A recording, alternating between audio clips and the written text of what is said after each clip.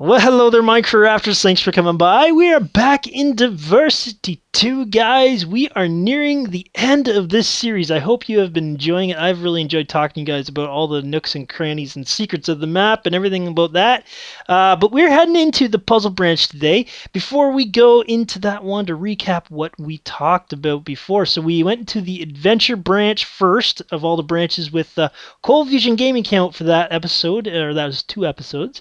Then we went to the arena, trivia, parkour, escape, labyrinthian, dropper, and that's when Adrian Brightmore came by for a couple episodes. And then we went to the survival branch with Cold Fusion Gaming again. So a lot of fun talking to... What the heck? It's Oh, QWERTY! There's QWERTY! What's QWERTY doing here? What are you doing here, sir? Well, it's the puzzle branch, so you can't have a puzzle branch without a QWERTY. That is... Okay, that's a direct quote. Yes, puzzle branch created by none other than this man, the Pie. QwertyuiopThePie is how I say it. Head on backwards. Nice. Okay. So, if everybody doesn't know, this is QWERTY. He is, I don't know when you joined. You're like maybe the second or third member of the team. And you made basically, I'd say 97% with me throwing in 3% of annoyances in this whole branch. So this is your baby. This is your baby. Yes. You have the blame for all this. Pretty much. Puzzles aren't usually my thing, but this was pretty much the only redstone heavy one that was left, so yeah, and I'm a redstone person. So, okay. yay. So before we go in, I wanted to tell the story of how you kind of came about in this section, because here's the thing. When I originally talked to you about being in the team, what did I want you to build? Droppers. Droppers. I wanted you to build droppers.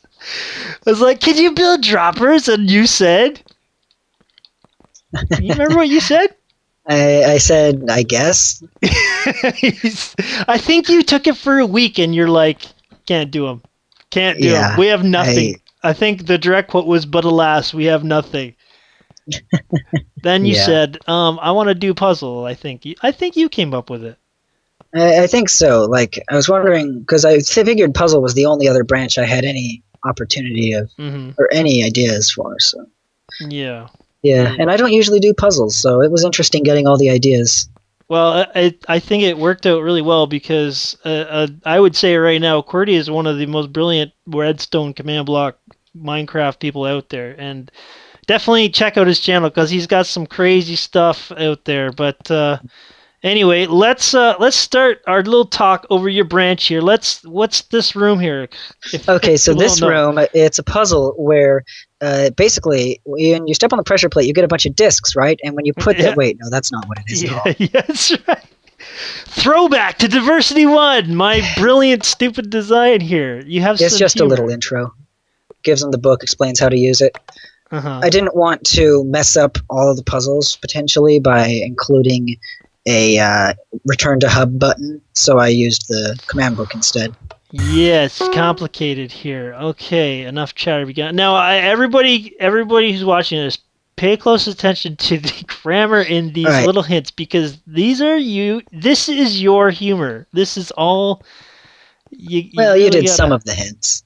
Oh, and check this out. For all those people that are having all that trouble with this branch, watch this. You're gonna solve it. Start on the outside. You're gonna solve it right away. And you just make sure, because the outside ones are only controlled by a single pressure plate. Yeah. And would you look at that? It's solved. Well, okay. I just need to Okay. Before you solve it, hold up here. Let's talk. Okay, let's talk about this here.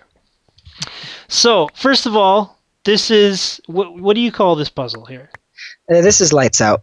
Lights Out. It's the first puzzle I had an idea for. I actually originally designed it to be infinitely expandable, but I obviously cut it back to 5x5 because I'm not that cool. Yeah. Yeah, I remember when you showed me this puzzle first. This is and I think the first time I played your branch here, you had everything done except for half of the portal thing, and I did them tested them in order of the way they are in the map now. Yeah. And I said to you, This one is going to be very, very frustrating for people. Yeah, that's why we added the hints that clarifies it. Now, what I don't get is, even after you use a hint, it says the lights have to be off, right, in the first hint? And some people still didn't get it after that. But we rewrote these hints. Yeah, we did. We did rewrite these hints. It was harder at first. Mm-hmm.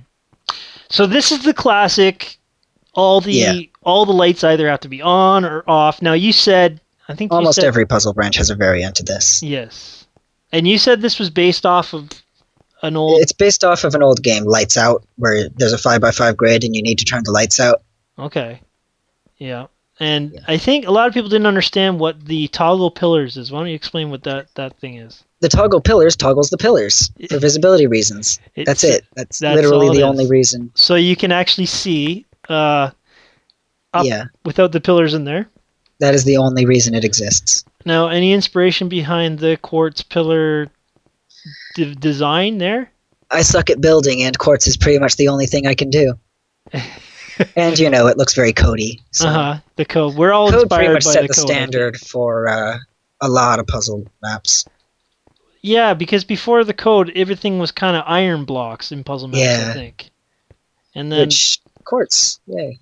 Jesper kind of... Whoa, you just messed with the puzzle. Jesper kind of just flipped that all completely around and took over the puzzle map genre, and everybody... It's never been the same since. Yeah, everyone just uses Jesper's approach, for better or for worse. Okay, so basically the main thing that people don't realize is the outside lights here got to be off. Yes, so the only way to make the whole grid match is if they're all off, because you can't turn them on outside. No. There's no controls for that. No, okay. All right. So there's not really a lot to explain. I think the thought process sticks for itself. Yeah, so shall we go to creative mode? Yeah. Yeah, I wonder if I can. Can I? You should be able to. I can. Woohoo! well, maybe you should be able to go to creative mode, actually. I should probably explain. To go to creative mode, do scoreboard players set at P, Puzz creative 1. Yes. Okay. That's all you have to do.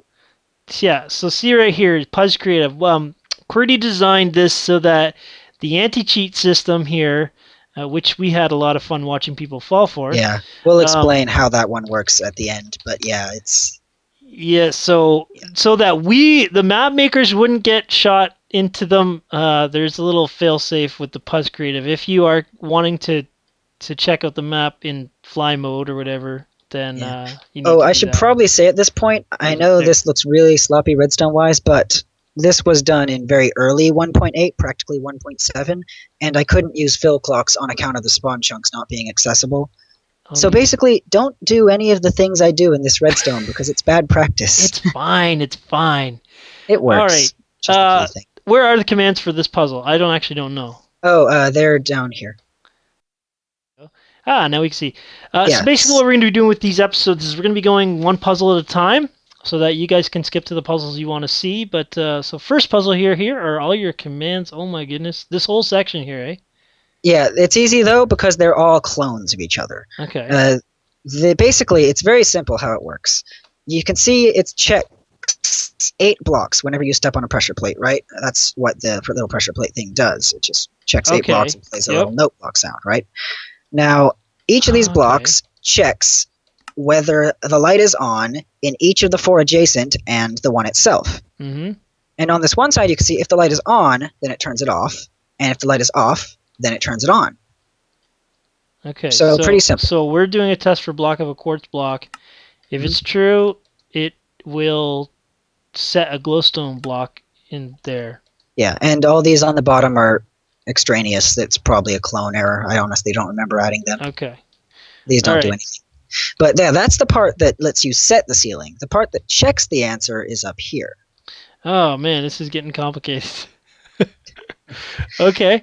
So basically, when the game starts, it sets up... This is the little toggleable set block clock. I couldn't use a fill clock because of lag issues, but I can use a set block clock.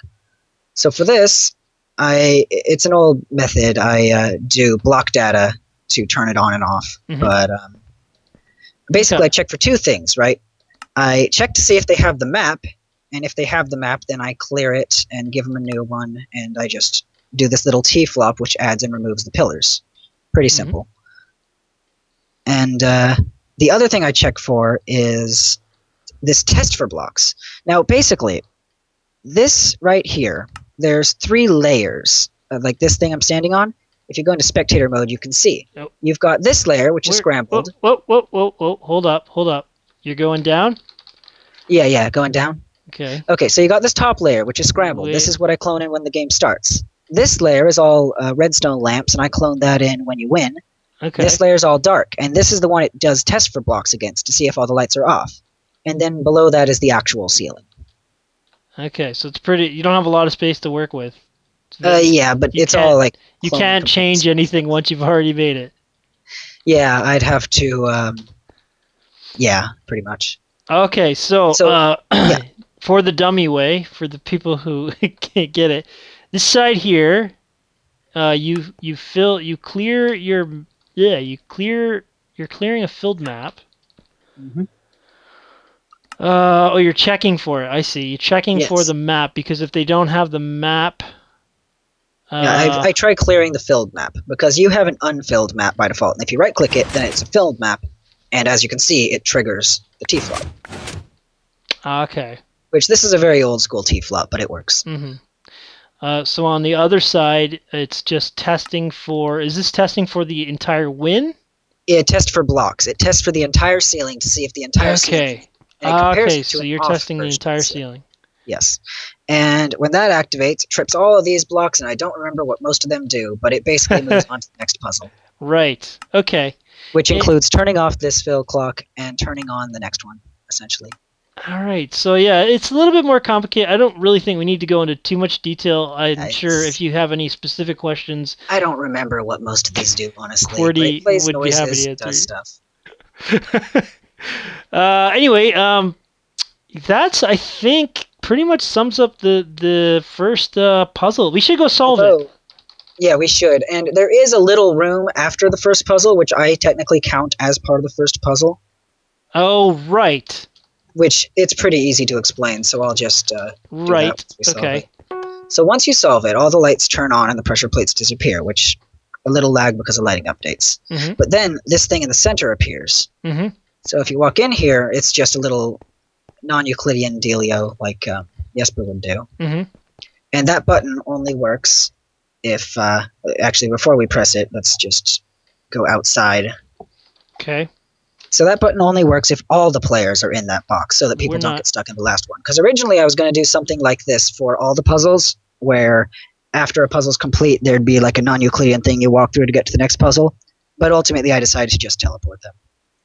So essentially what this does is it trips a little fill strip here, which the bottom one here is testing for everyone in that region. And right here, yeah, okay. Yeah, it tests for everyone outside that region with the RM. Okay, so hold up. Yeah? People who don't know what RM means, what is that saying? Radius minimum. So that's saying that if everybody that is in a minimum radius of 15 has to be there for that block to set off, which will set off your block. Basically, that block will trip if anyone's outside a minimum radius of 13. Right. Or 15, rather. Okay. And that'll just tell you to wait till everyone's there with the little tell raw here. We didn't bother with the little red box like we did with most tell raws. But, yeah. So that's that. And also here, I actually test to see, because this block activates after this block, I check to see if this block didn't activate. It's like a not gate of sorts. Yep.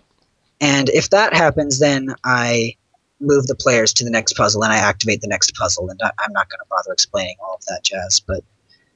No, yeah, it just basically clears their inventory, sets them with a new spawn point, and teleports them. Yeah. So, and that moves them to the next, which, let's just press this button here. Oh, I'm in. Game out. There we go. Here we are in the next one. The next puzzle, everyone's favorite puzzle, totally. The puzzle. Ooh, I'm stuck in the middle there. Okay. This is what you get for teleporting in spectator mode.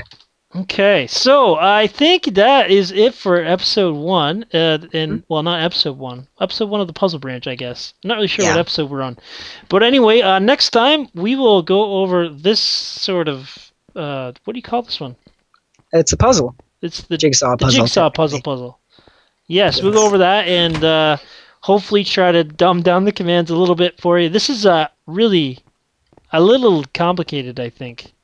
It's not too bad. There's better ways to do it now, but back when I made this, it was a little bit like now. If I wanted to, I could check for the answer in one command. Okay, well, we'll save that conversation for next time. But anybody, any last words? Any last words? Oral hygiene is good, I guess. That's great. Okay, we'll see you next time, guys. Enjoy your Minecrafting and have a great day. Make sure to brush your teeth. Oh my God. Take 102. Oh! La la la la. Okay. Oh. Well, hello. Just pretend the audience is naked. Yeah. Well, hello there, Minecrafters. Thanks for coming by. And now I'm just thinking of naked people. Thank you. Oh boy.